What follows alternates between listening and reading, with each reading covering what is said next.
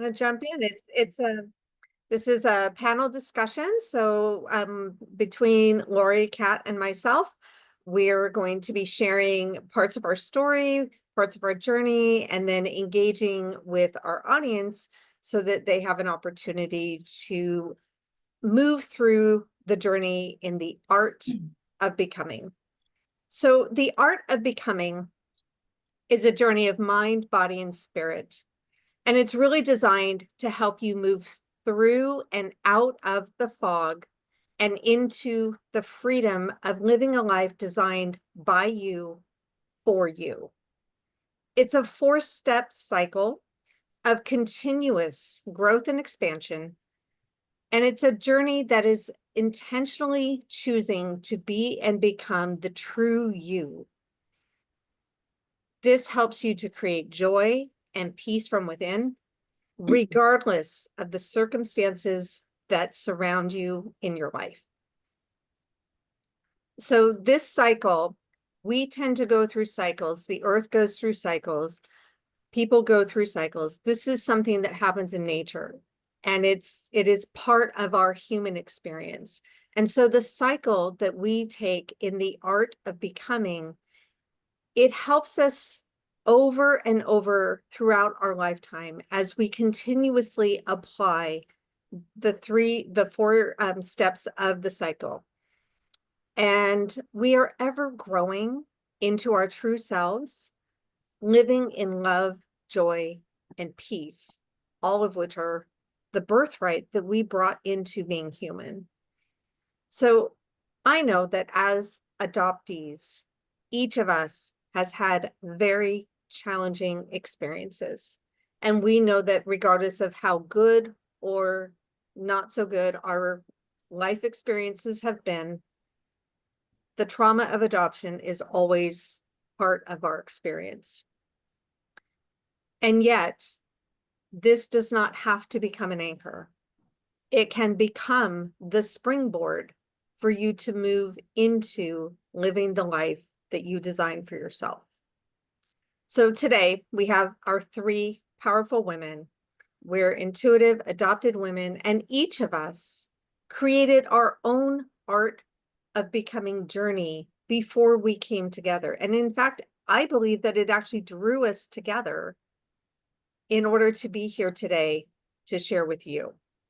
So through our life circumstances, we have different experiences, different pathways that led us here and led you to be here with us today as well. So we thank you for being here with us. We invite you to engage in the art of becoming as we embark on this journey together. So thank you. I would love it if, Jean, if we can attempt to post that worksheet. So if people wanted to follow along. Yep, I'll get that in the chat right now. Excellent. Perfect. So if you can check your chat, we'll have a little worksheet for you to follow along with. We'll be doing a little bit of exercises, a little bit of reflection, and it gives you an opportunity, if you'd like to download it, where you can do a little bit of writing. And if you can't download it, you can at least look at it, grab yourself a piece of paper, write on your computer, and go ahead and follow along with us. Great. Thanks, Kat. Beautiful. Okay. All right. Kat, would you like to kick us off on our journey and take us on the first steps? Okay, so before we get there, I want to talk a little bit about the fog and about the journey itself and how I have personally viewed the journey, and it has helped me grow as an individual. It has helped me grow through life, and it has helped me understand why I have become the way I am now. So the adoption journey is like climbing a mountain. We always start at the bottom and we look up and we can't really see up the mountain, but we begin to climb anyway. We move through life on this mountain and we encounter its thin ledges, It's shaky ground. We get hurt, we get cut, just trying to climb, trying to keep going. And we also have to avoid the falling rocks that are kind of coming at us. So for us adoptees, we traverse then through the fog as we ascend. And this makes everything that much more difficult. So we also are experiencing our feelings as we're going through this fog. Feelings of difficulty, feelings of anger, maybe mistrust, sadness, doubt, loneliness, questioning your identity, just complacency, feelings of grief. Then these are just a few. There's a wide range. We feel stuck, we feel lost, we feel afraid, basically. We feel like we can't move forward. So because we push through it though, sometimes it takes a long time. Each person's journey is different, and the time that it takes to go through the fog is different, it varies. But we push through it, and we wake up and we continue. Eventually, we grab the part of the mountain that leads us to the clear path that takes us to that top. And then we reach it. And we stand on the top of the mountain. We see the clouds. We feel the sunshine on our face. We feel the cool, crisp air. We hear all the different sounds. So like I said, each person's journey is a little different, and it lasts a different amount of time. And now we come to know that a new journey begins.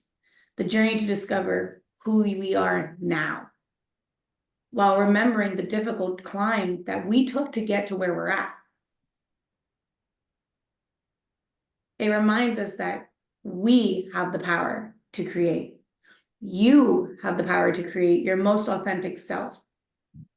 So who will you become?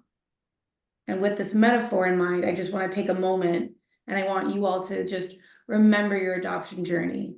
Remember where you're at now. Remember where you've been, and take a moment to think about where you want to be, and take a moment to think about who you want to become and what that looks like. And as you're reflecting on that, I'd invite you to put in the chat what part of the adoption constellation resonates with you. The three of us are all adoptees. I'm also an adoptive parent. So we'd love to see who's in the room with us and what your experience is. So thank you. Yeah.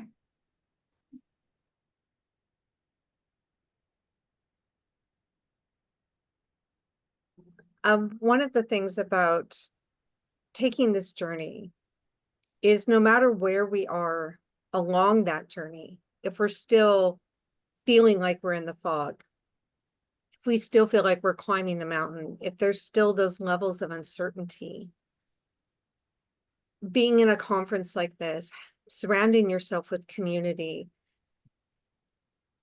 being aware of where you are, that will be part of your guidance to move you through and out of the fog. And it truly is a journey that each of us will take, and the journey will look different. And as we were preparing for all of this and just sitting here a few moments before we came on, the metaphor that came from me was a river going down the mountain. It has a river bank. So on each side, there's guidance, and it's flowing the river this way and that way. And yet every single drop of water that is in that river is having a different experience. Even though the river banks are guiding it, even though there's a structure that it is flowing through, each little drop of water is having its own experience. And this is what the Art of Becoming offers. It offers a framework and some guidance, some structure to help you along your journey. And while each of us starts at a different place, comes in with different experiences, having a framework that can guide you along your personal journey has been so incredibly helpful. And I think each of us, Lori and Kat and myself, through our own journeys, we kind of had to create that on ourselves, all by ourselves.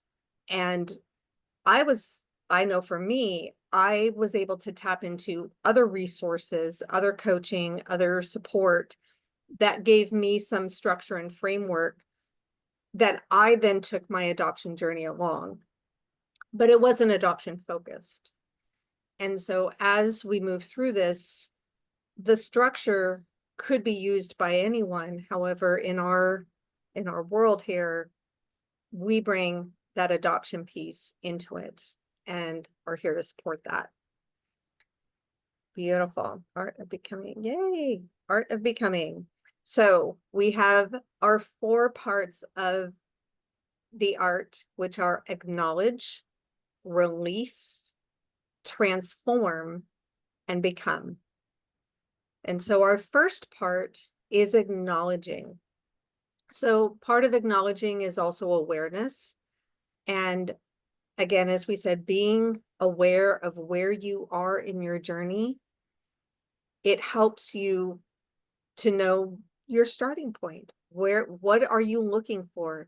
Acknowledging this is where I am, but also acknowledging where I want to be. These are the 2 key pieces in the first part, is understanding where you are, but also have that vision of who you want to become, how you see your life, how you want to connect with yourself, with the world, with others. As I said, this is mind, body, and soul. This is a whole person experience. This isn't about fixing your adoption issues. This isn't about making the adoption pain go away. This is about focusing on who you are. You came here in this life experience to become you. And you can find that person. You can create that person. We have all done that. Each of us have done that. And now we want to help you create that as well. Lovely. We have acknowledged oh, here we go. All right. Kat, are you going to take us on this first part of the journey? This next part of the journey? Lovely. So I'll break down like what was put in the chat. Basically, I think what is important, besides my dog barking, I am so sorry. Gigi. So, I know, good girl, good girl. Mine's barking too, that's why I'm on mute. She's very overprotective. I'm sorry. I had a feeling this would happen. Shh. Hey, it's okay. Come here. Sorry. So something that's really good to do is I want everyone to just take a moment to close your eyes, clear your mind, and I want you to picture a bridge. It doesn't have to be a bridge that is already like in the world. I want you to picture a bridge. What is it made out of?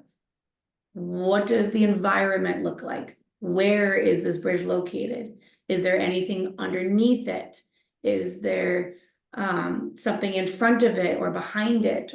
Where are you in relation to this bridge, right? And what are you maybe wearing? What are certain things that you're feeling wherever you are in relation to this bridge? This is important. This is a very good exercise. And I just want everyone to take a moment to really think about what their bridge is, what it looks like, what is it made out of, where it's located, what's underneath it, if anything.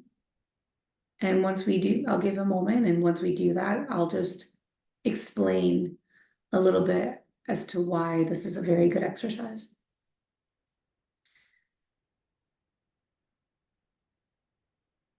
I would like everyone to write down all the different items and all the different things that I've pointed out. When I first began my journey, my bridge was across a canyon. And it was a rickety rope bridge, if you can picture like cartoons. And it's just a rope bridge with boards. And if you step on it, you basically fall all the way down kerplat, kind of like, Wile E. Coyote. and Roadrunner, like that sort of thing. And it's a very long way down. This was my journey when I started. This is where I was at when I started. It wasn't stable, it wasn't strong, it wasn't rickety, and I was on the bridge, basically clinging for dear life because I had fallen through the shaky boards. This reflects our unconscious. And a lot of the time when we do these sorts of exercises, we tell ourselves where we're at, wherever we are in that moment or in life, right? So for me, when I look back if I'm going at the bottom of the mountain, when I first started and I started climbing, there's this rickety bridge, I'm scared, I'm unsure, I'm alone, I feel very fearful, and I'm traversing the fog. So it's even scarier. The ropes are even thinner now. And if we flash forward to today, when I do this exercise, my bridge is strong, it is steel, it is over this tunnel. It is sunny outside and I am on the bridge, but I'm admiring the beauty that is around me. And it's a very different spot than it was when I first started. Sometimes I'm in front of the tunnel, and that just reflects my curiosity and my want and desire to kind of find things out, figure things out, which is okay, right? But if we go back to the materials that you've picked, what was it? Was it wood? Is it steel? Is it something else? Is it a rope bridge? Where is this bridge located? Is it somewhere flat? Is it, is it sunny outside? Is it rainy? Is there water going under the bridge where you feel a little anxious that you might get swept away? And remember that with bridges, if it's steel, you have to take care of that. If it's wooden, you have to really take care of that as well. So it just gives you this sort of look inside of yourself to how you're doing.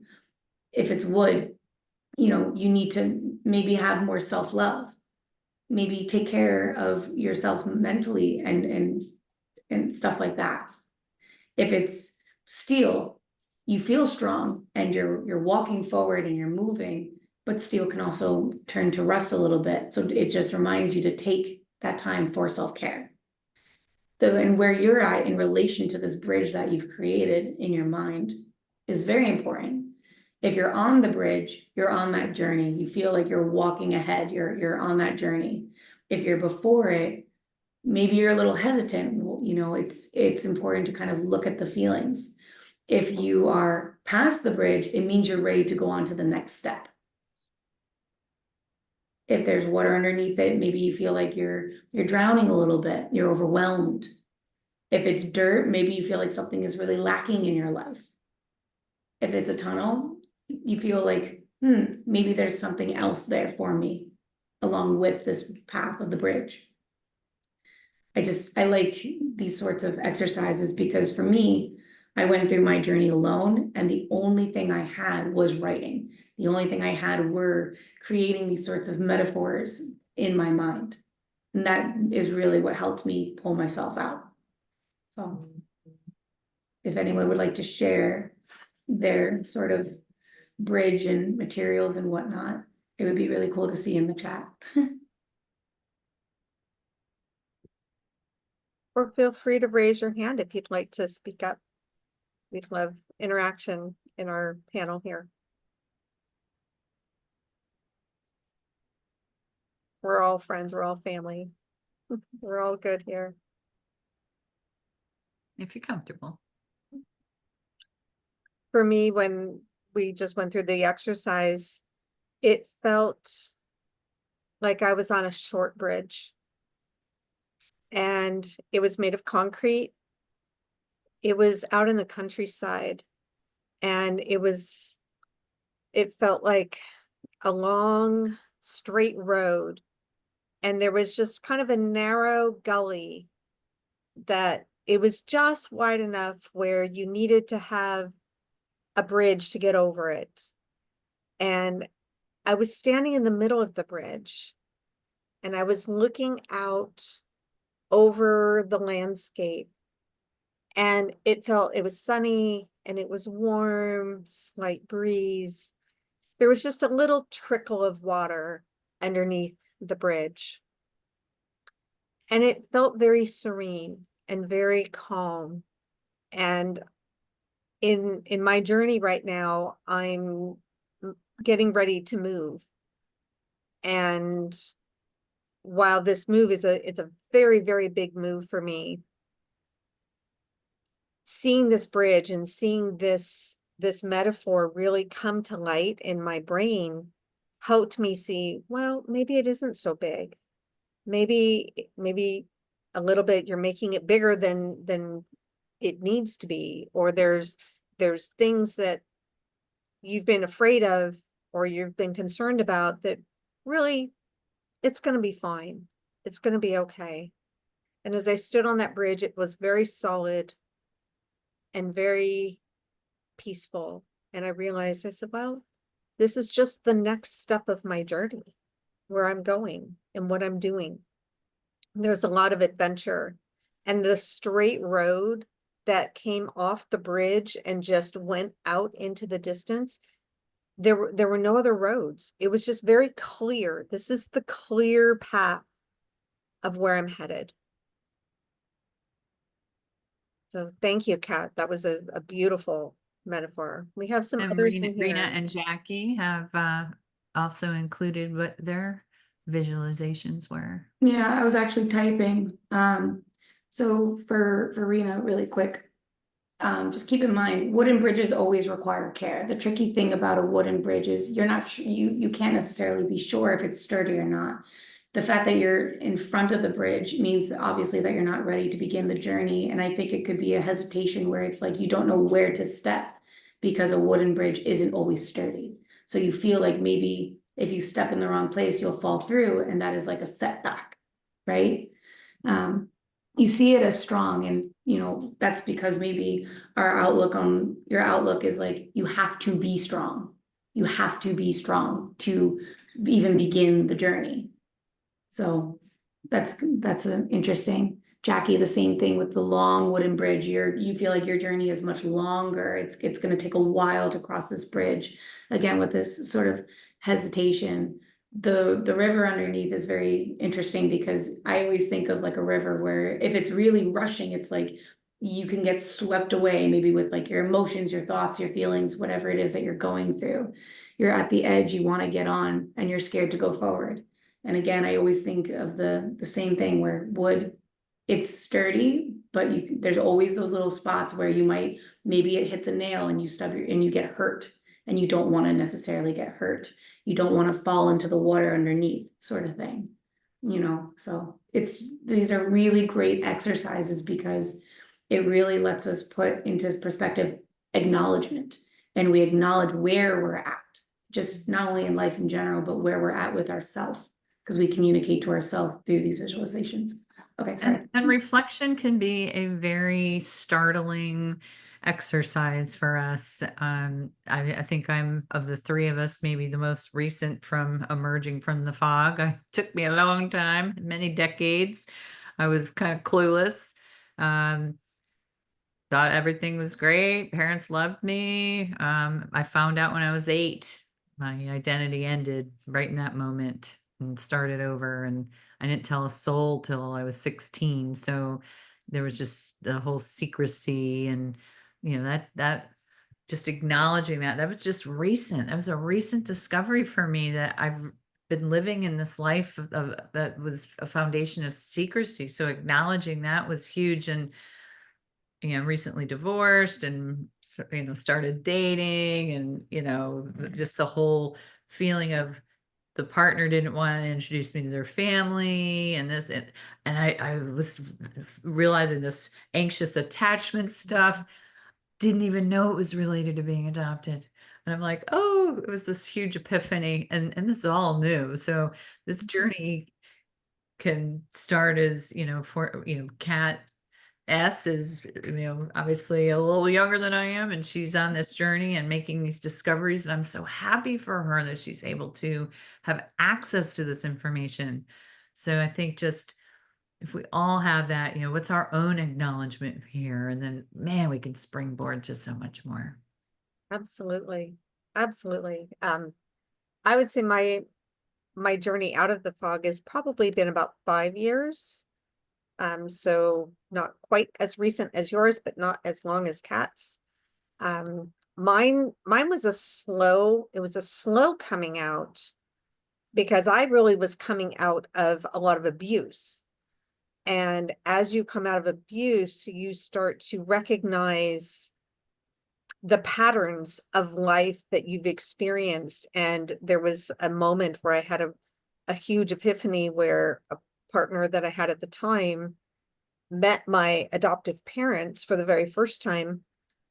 And I had told this person all about my marriage, my 25-year abusive marriage.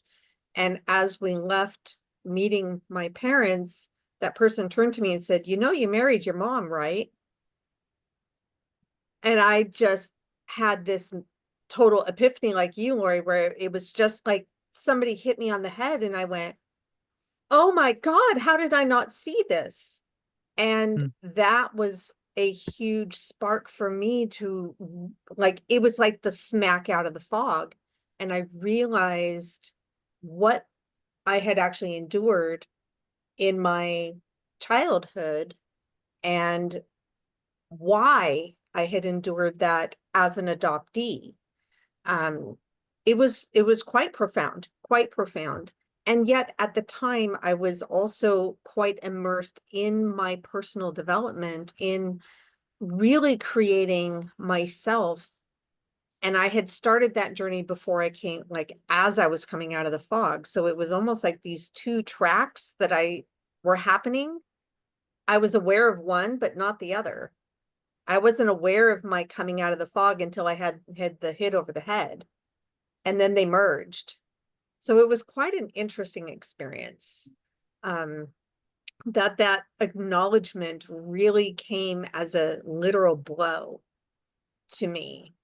And it blew everything out of the water and cleared the fog in such a way that I couldn't not see it anymore.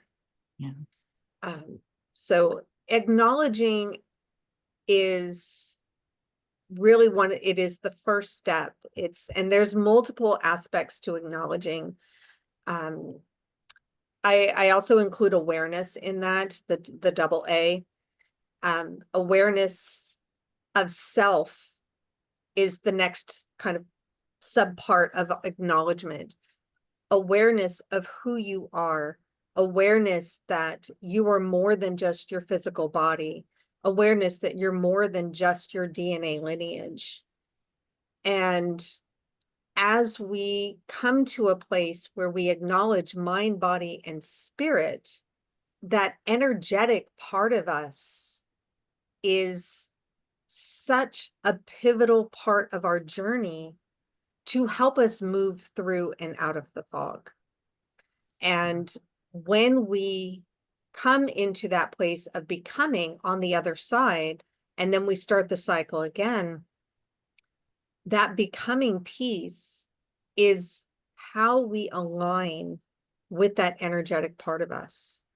And through the art, the acknowledging, the releasing and transforming, we are coming into that alignment. We are learning who we are. We're embracing who we are, integrating who we are, and also letting go of the things that no longer serve us, the parts of us that are in pain. We can release the pain and integrate the wisdom from the experience. So Before we invite everybody to move on to releasing, yeah, let's give a second to sort of put a bow around acknowledge. nice. Give you a minute to do that. Okay.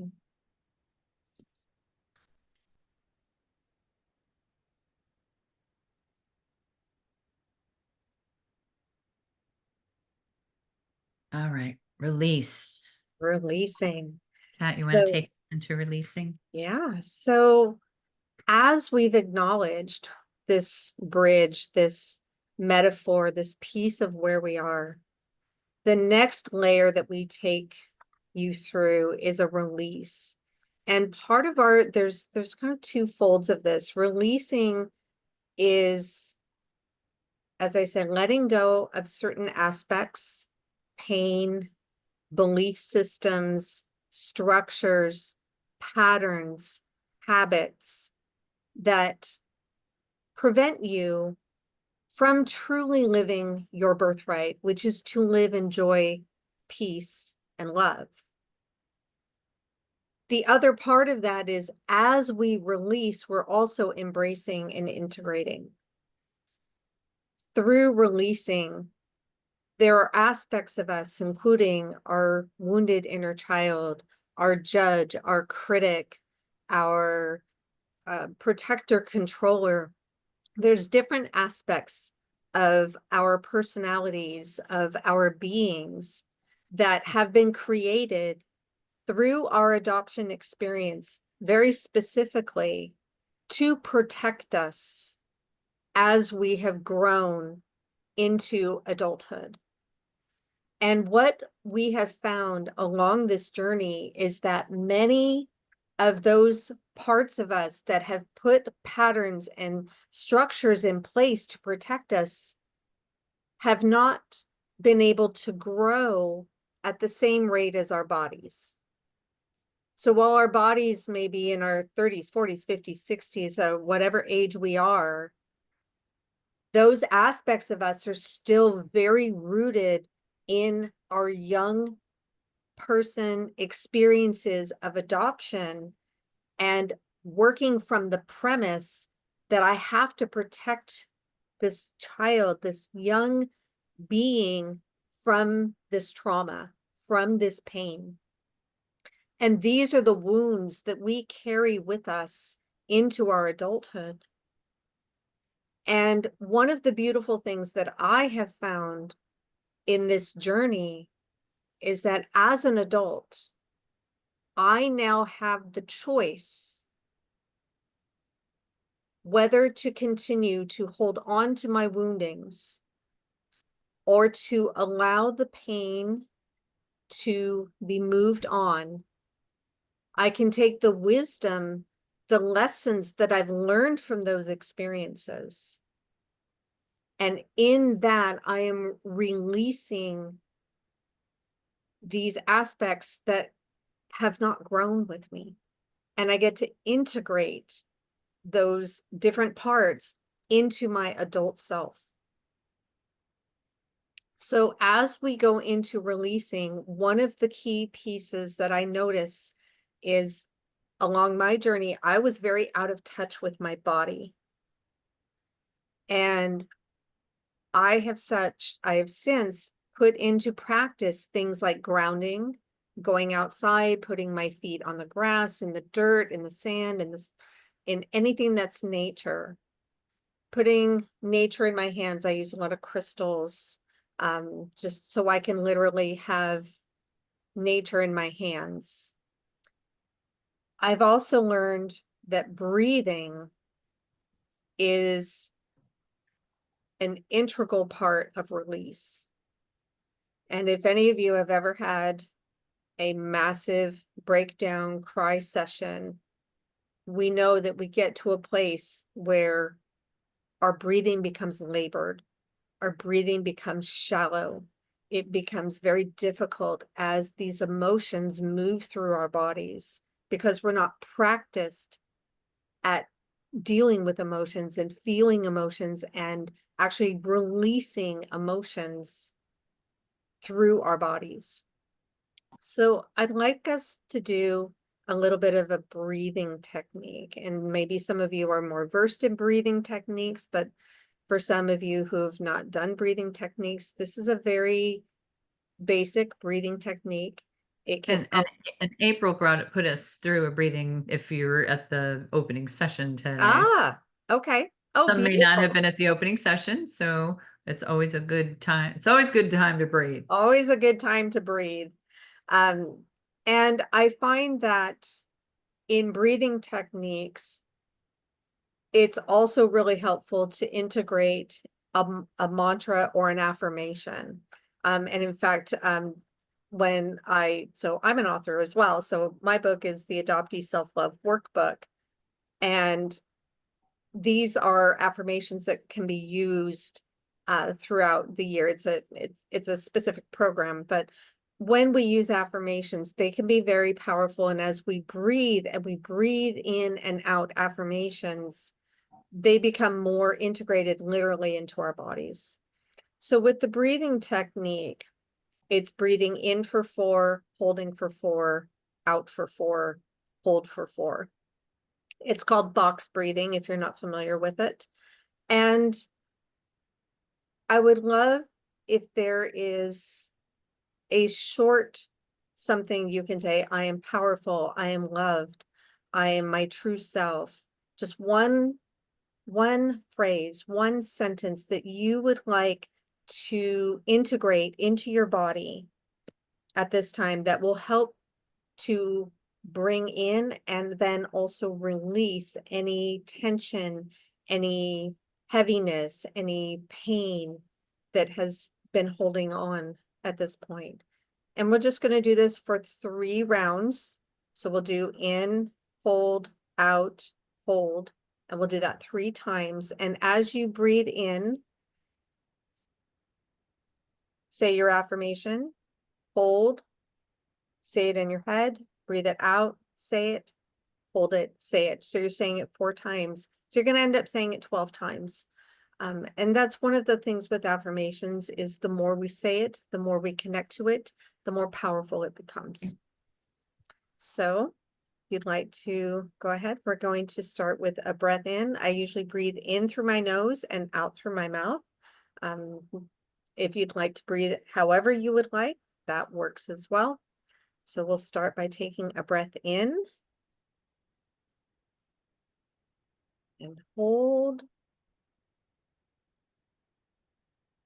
and out and hold. Breathe in, hold, breathe out, and hold. Breathe in, breathe, hold, breathe out, and hold. And resume your normal breathing.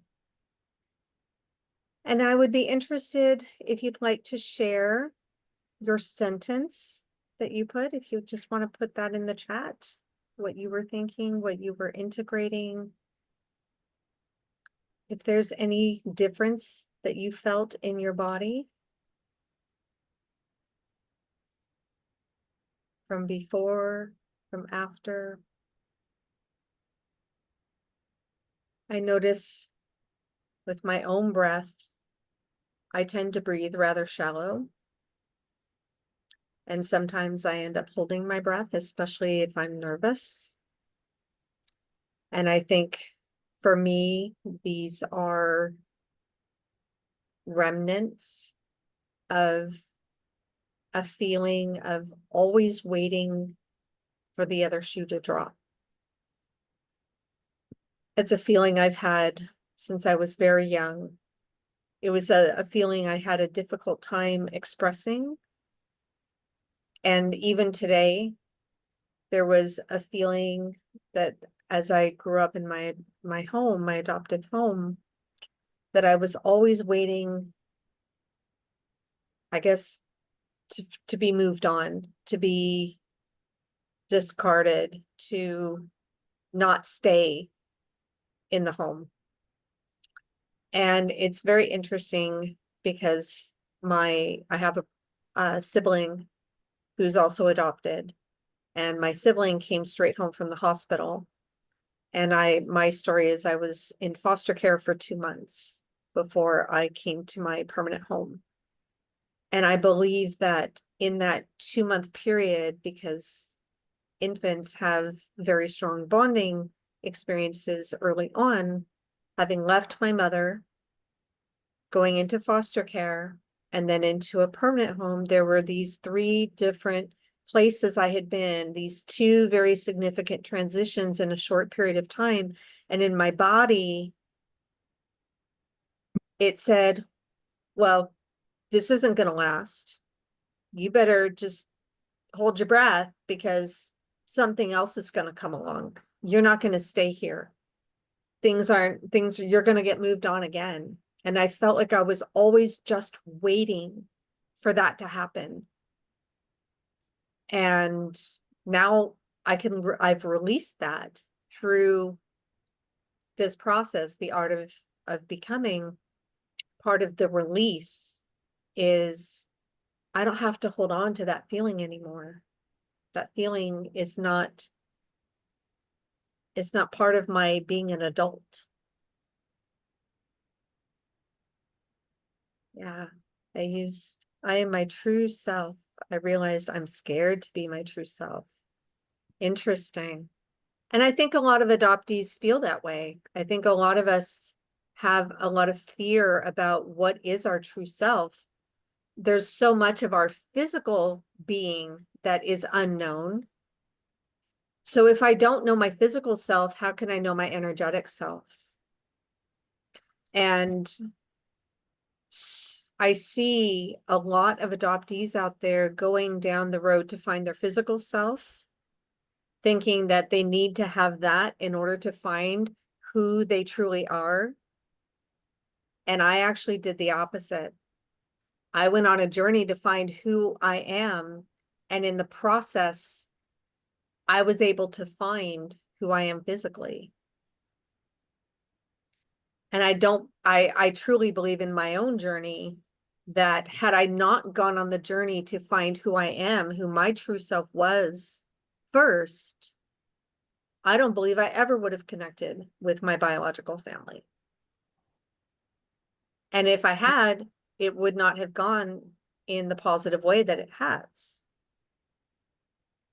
I just want to also acknowledge that Cindy has posted too that she's a first mother, and gratitude for you Thank you for being And- here, Cindy. and how, acknowledging and releasing still is applicable to your healing journey.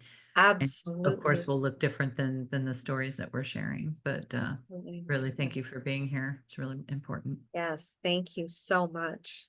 I also just want to say to Cindy, when you wrote about not trying to take up space or make noise, I very much resonate with that. I know we didn't really go into our adopted story. I know Kat is. I've kind of been keeping it at bay, but I was mute for 7 years because I didn't want to make noise and take up space, and I was often told like nobody cared, my opinions didn't matter. So when that happens, it minimizes. And I was typing to you where I'm saying, notice the way that we as adoptees often take the first step to minimize ourselves because that's what we're used to, right? We're used to just being minimized, and so in return we minimize ourselves. And even as a first mother, I can only imagine a similar experience of having to minimize this experience that you had in relinquishing a child and not feeling that that was honored and supported, and you can't share that with people, or if you share it, the way that it's responded to is not supportive of what you're needing. And so, yes, not taking up space, not making noise, not sharing that inner part of who we are, it's across all aspects of the adoption constellation. I'm sure it affects all members of the adoption constellation. Yeah. And to me, it's a trauma response. Mhm. It's a trauma response, and everyone in the adoption constellation has trauma. Every single aspect has trauma. Yeah. So, And releasing is going to look different for all of us. yes. I think for mine, it was releasing hopes and dreams of connecting with biological family because it didn't work out. My reunion was not successful. I actually just got news that my birth mother is alive, and on Wednesday, on Adoptee Remembrance Day, I haven't decided what I want to do with that yet because I really have just released that is, I don't want rejection anymore. I'm in a good place right now. I feel very healthy. I've been doing a lot of work and, but all that keeps creeping in sometimes, and that's part of Mhm. our plight as well. So Absolutely. I invite That's- you all to just jot down a couple of things before we move on to transform. So anything else you want to just capture for yourself and honor around releasing?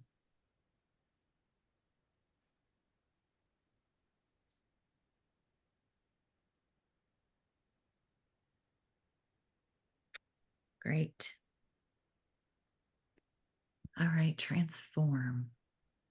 We've done the work, we've acknowledged where we are, we've released the things that are holding us back, and we are ready to transform. So we're going back into the metaphors because they've always helped me. So for transform, I want you to just take a moment, and we're going to go inside our mind for a second. And I want you to picture this. If there was space in your mind, what would it look like? Where is it? Is it high on a hill? Is it a cottage? Is it a building? Is it underground? What's inside of it? What's inside the foyer, the kitchen, the living room? Where are the bedrooms located, the bathrooms? Where are they located in relation to each other? What's around your house? Are there any knickknacks? Is it super messy or is it neat? Again, just getting those creative juices flowing because it's really good. It's good to do this. So again, I'll start with mine. Mine, I was in a catacomb underground, and there were all these skeletons around me, and I was in the dark, and the only thing that's there is like coffins, bones, a flame. So you can basically tell where my mind was at mentally during that time. Now, as I've gone through the journey, I'm in a cottage. Outside, it is sunny, it is warm. I'm high on a hill, but it's not a cliff. And you can see this beautiful water and the sunset every single day, and it's absolutely gorgeous. There's a white picket fence, there's rose gardens everywhere, it's a thatched roof. And when I go inside, I see my foyer, it's all rustic and it's natural wood. It's a little bit witchy. There's a stairway right there going upstairs. If I walk forward, there's the living room. It is green. There's a fireplace. There's this old furniture. The different knickknacks that are there are very different from the knickknacks that were in the catacombs with me, because a lot of that related to death and dying and darkness. But I still have my skeleton key that hangs right by the door. And in the kitchen, it's the same sort of thing, right? I've transformed my mind from being in such a dark place by acknowledging it, acknowledging I was in that dark place, I was on that bridge, by finding out what I needed to release and releasing it. And we're still on that journey because as you go through life, you carry those things. There's little things that you take with you that you fill your house up with or your building, or whatever it is. The difference now is that there's a door. And we have the power to close the door to things that we don't want inside our mind, whether it's a negative thought, it's a negative emotion, maybe it's a person. I know mine is definitely a few people. So you can invite them in for tea, sit, what does the tea set look like? And then when you're done, you usher them out the door and you close it. And you're in your space again. You're in your own mental space, your own home, your own building, whatever it looks like. So I'm curious to see like what that all means for you guys. Again, think of the weather, think of your surroundings, think of the structure itself, think of the different things that are in the house, and think of how it relates to you and if it's messy or neat. We learn a lot about ourselves through these sorts of techniques. So.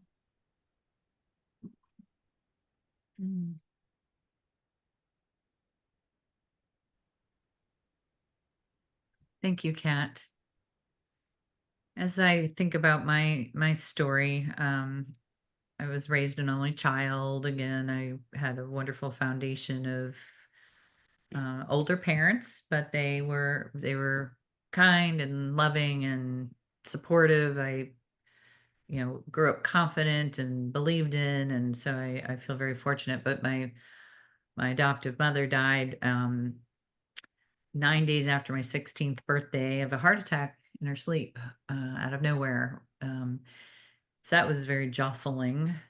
Um, so it took a lot. I mean, I guess I started transforming then because my stepmother that came into my life um, shortly thereafter was very different from my mom and not nurturing and didn't like me very much. So my dad, bless his heart, he's like, well, go live your life, go be big. But these aren't your friends and you're not gonna be welcome here. So that was real hard. So I've been transforming all along. Didn't realize it, I guess. You just think you're growing up and starting your career and all of that.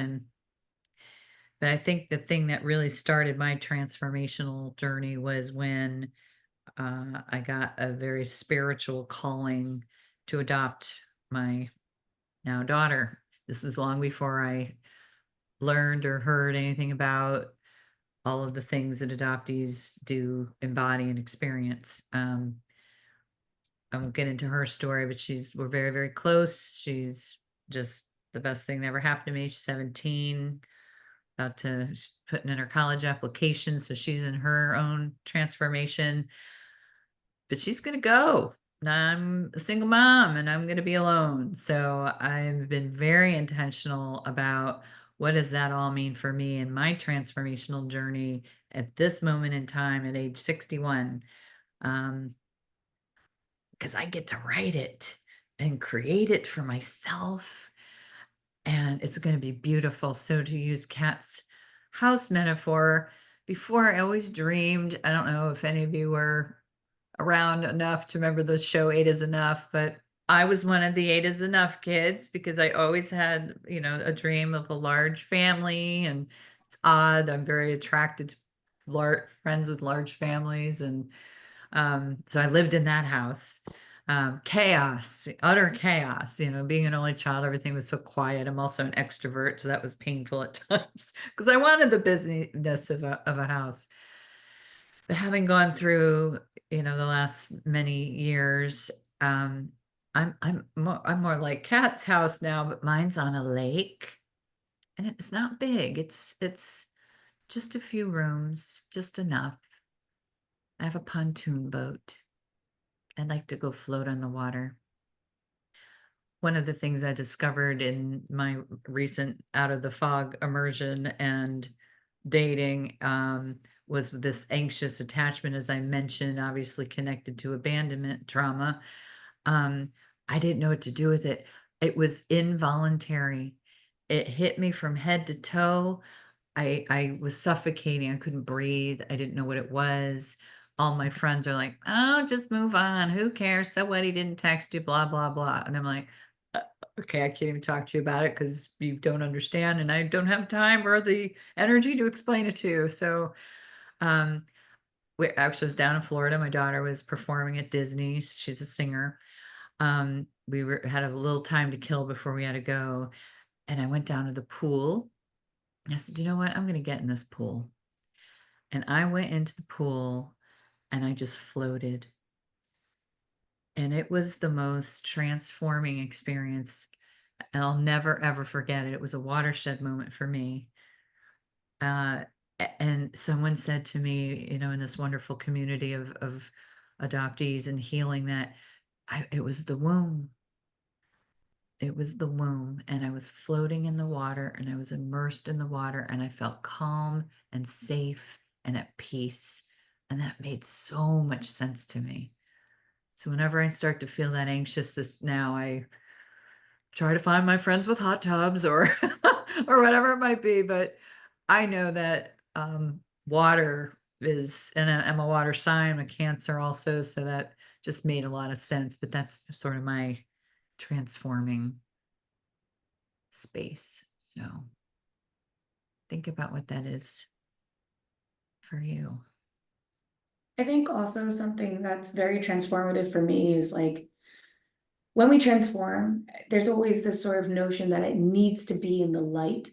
Now I'm at this transformational part of my journey where I'm actually doing it in the dark, but the difference is that I'm embracing it. I'm embracing the shadows that come with me. I've acknowledged them and I'm working on releasing them. And it's helping me transform into a person who is more comfortable with myself, right? So because I'm more comfortable with myself, I can transform into the person that I was always meant to be, how I wanted to be from forever. And that is beautiful for me. I grew up with very strict adoptive parents who very much loved me, but my mom didn't always know how to show it. So I turned mute and I chose writing as my form of release. Writing was so powerful for me because for me, a person's word is a bajillion, like where actions are important as well. But if a person speaks something to me, I hold you to it. It is a contract. It is binding. It doesn't need to be in writing, and I don't forget. So I think everybody on their journey goes through all of the different sort of stages of abandonment, questioning your identity, mistrusting people, mistrusting yourself, questioning whether or not you are wanted by your family, and trying to set up your own identity because of it. And then just trying to find out who you are once you come to that sort of stage. And everyone's journeys are very, very different. So I just wanted to take a moment to just say I'm proud of all of you. I'm proud of you for who you were when you were going through that journey. And if you're still there, I'm still proud of you. I'm proud of who you are now and where you're at on your journey. It's okay to be wherever it is you are. And I'm proud of you for the person you're going to become. Maybe you don't know, and that's okay, but I'm proud of you because I never heard that. I never heard that someone was proud of me. Oh, But someone somewhere is thinking of all of you. You all matter and you're not alone, genuinely. So back at you, Kat. I'm proud of you too. just throwing that out there. I'm sorry. Rock star. Witchy rock star. Absolutely.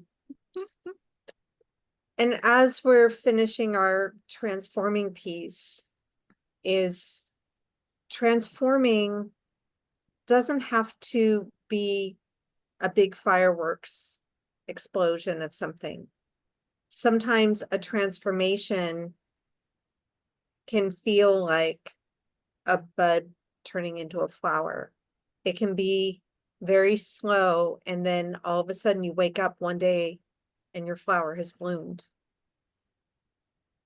It can be subtle, it can be small, it can be big. There's no expectation or obligation of what your transformation is or what it looks like or how long it takes. This is your journey. And as Kat said, be proud of your journey. Be proud of yourself that you're on this journey. Just the fact that you're here and you're with us today. This is huge. This is a big part of your journey. Be proud of that. Nice. All right. We're Right, moving on to becoming. becoming. Lori, take us through becoming. Well, obviously, in order to become, we do need to transform. And who does that better than the caterpillar who transforms into that beautiful butterfly through that process that we all know as metamorphosis, and where it eats and it grows and it, creates that protective cocoon.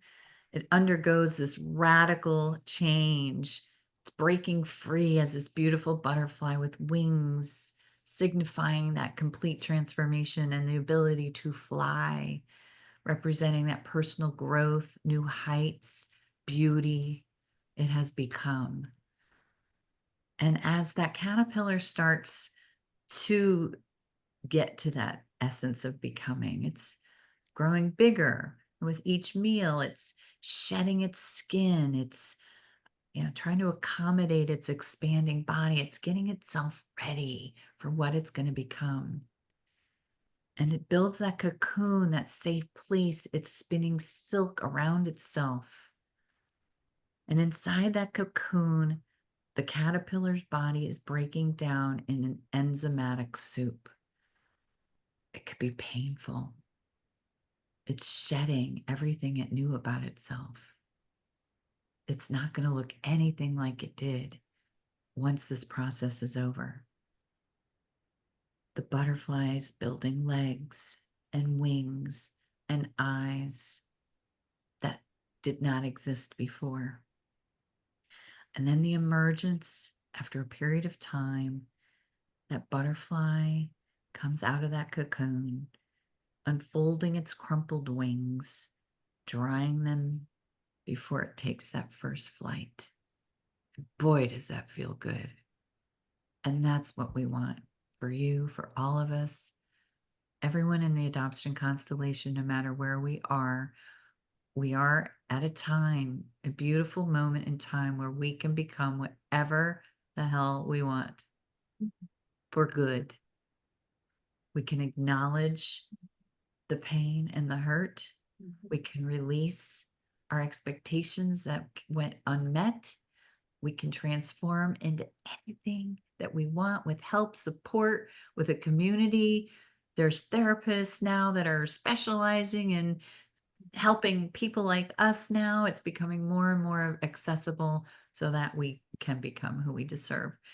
And that's really where I am right now in my journey. I'm in a really good place. I wasn't, but I've done the work. I've had 3 different adoption competent informed therapists that have just made all the difference, meeting the cats and these frameworks and reflecting. I've journaled like a crazy woman. I know lots of people in other sessions of like, they want to write their story. And I wasn't thinking I was writing my story. I thought I was going to be helping others write their story, which it was.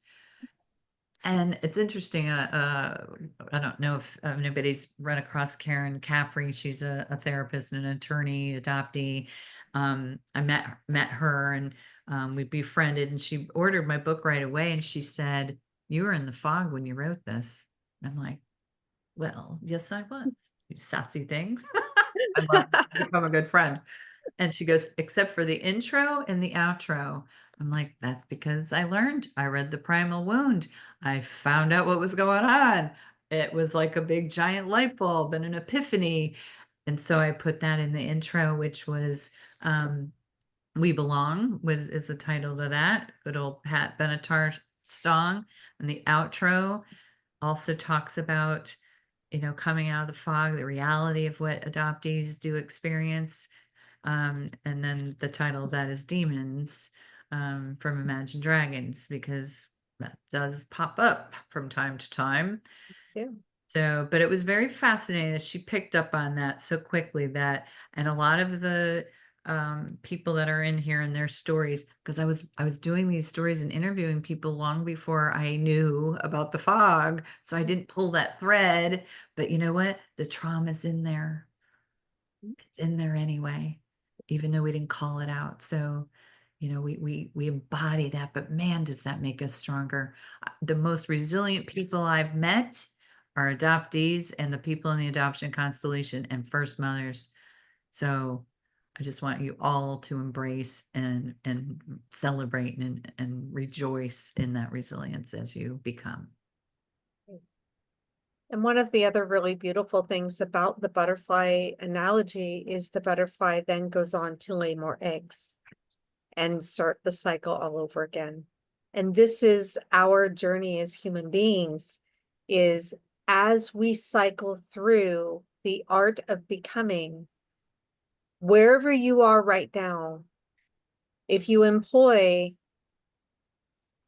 your acknowledgement, your release, your transform, you will become the next version of you. And then you start the cycle again, and you will become the next version of you. And we keep going through the cycle And as we go through the cycle, we raise up. We may come back around. I cannot tell you how many times I've come back around to similar situations, similar people, similar experiences. And yet, because I've done the growth, I've done the work, I've done the releasing, the transforming, when I come back to those experiences, I see them through fresh eyes. I see them from a new perspective.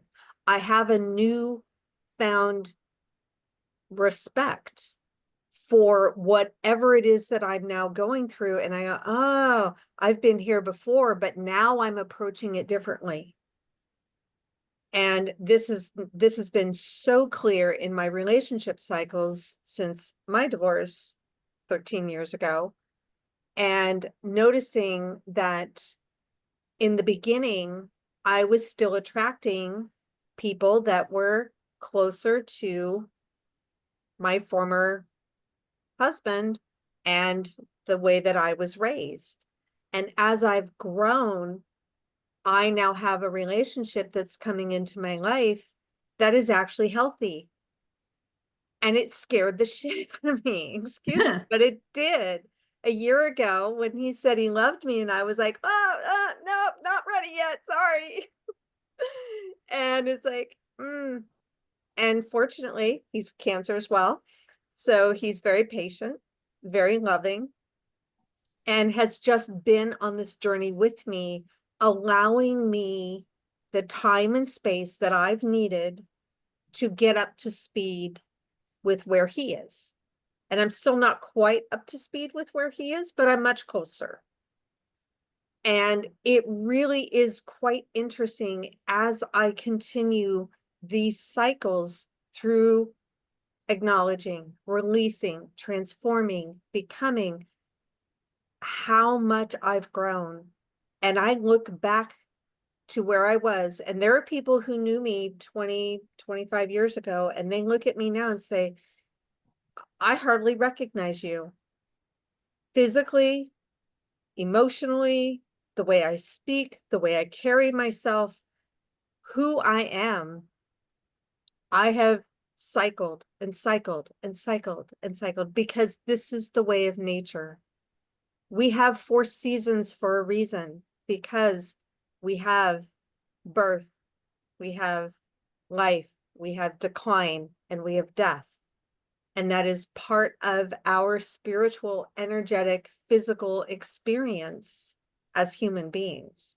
And as adoptees, we get to have this experience too, if we can choose to go on this journey and recognize that with this guidance and with this pathway, you get to create the journey for yourself. And we're here as guides. You know, that's one of the things I'm creating with Kat, is we're creating support so that you have someone to guide you through this process, so that you know you're not alone. Because each of us on our own respective journeys went through this alone.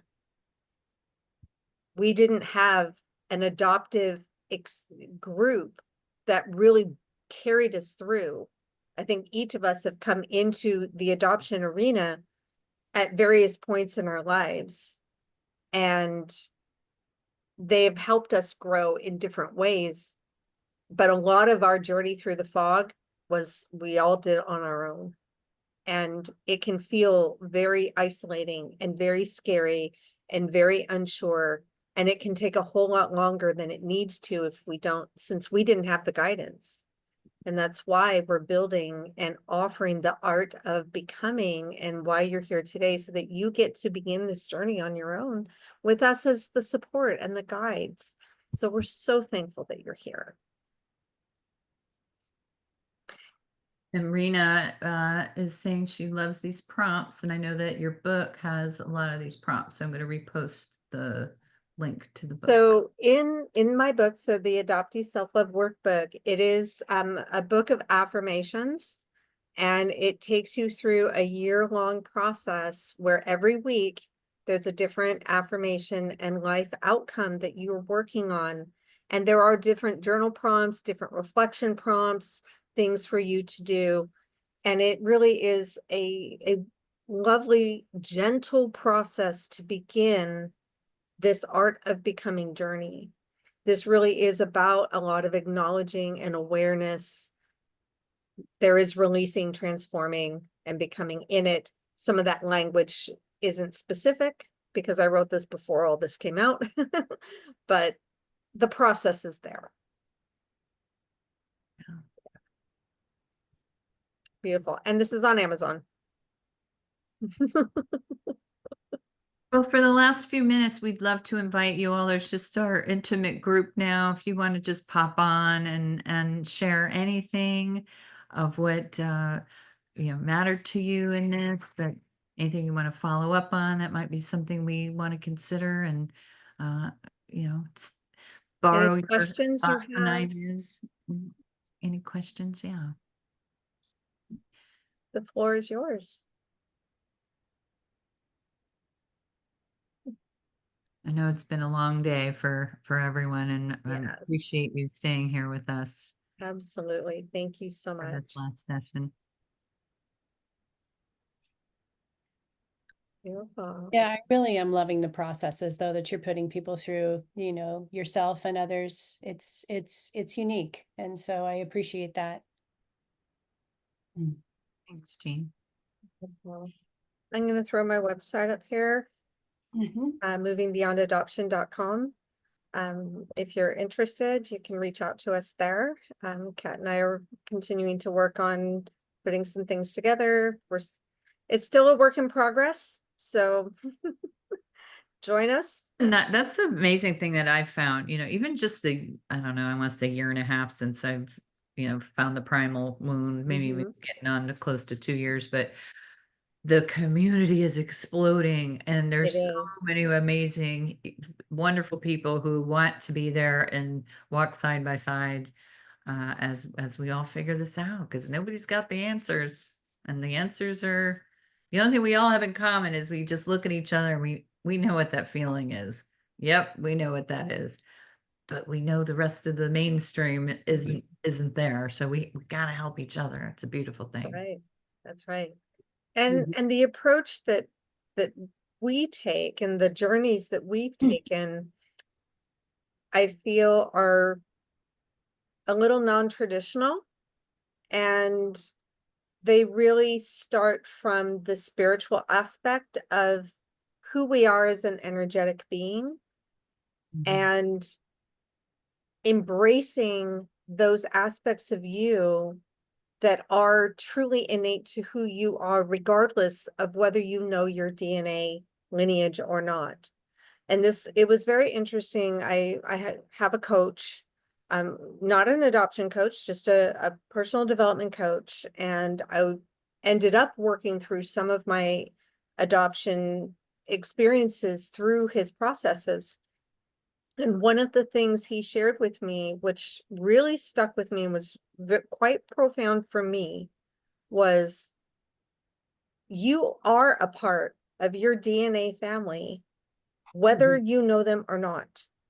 Yep. You belong to that family, and no one can ever take that away from you, Kat. Whether you know who they are or not, their DNA is inside you, and you are a product and a part of that lineage. And when I was able to hear that and embrace that, that shifted something really profound in me that helped me to release some of that disconnect that I had felt my whole life.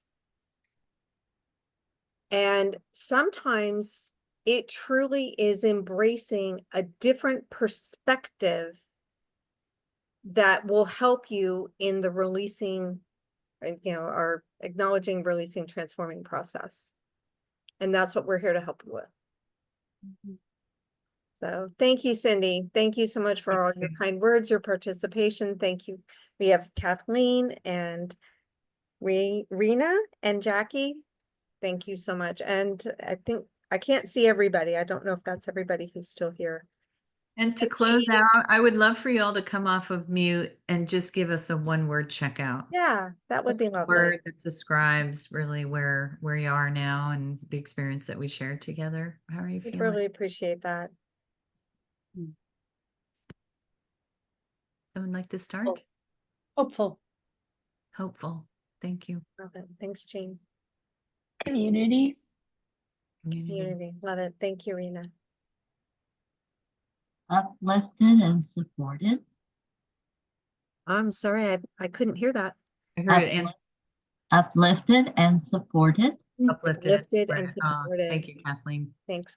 Kathy.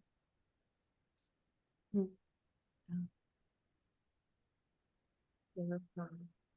Well, thank you. And I hope everyone enjoys the rest of the program tomorrow. I know there's wonderful speakers and sessions to continue this journey, and your time here has really been uplifting for me as well. So thank you. Thank you so much from the bottom of our hearts. Thank you. Yes. Have a great evening. Thank you, everyone, for coming. All right. Bye. Thank you. Bye-bye.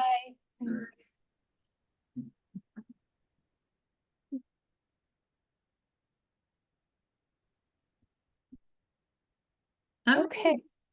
Yay. Intimate group, but I think everybody got what they needed. Yeah. Yeah. Yeah. Yeah. Thank Yeah. you. At the end of the day, like, you never do know what to expect, right? Very I mean, true. it always starts out strong. It's dwindled every single session later. I can imagine. So I yeah. can only imagine. And it's a Friday, and so we'll see what tomorrow brings. Tomorrow will hopefully be even stronger, right? Because I'm sure there are people who registered who had to work on a Friday. And it's Absolutely. recorded, so people get Yeah. that. Yeah, so, but I'll hope to see you. I mean, Lori, I know I'll see you.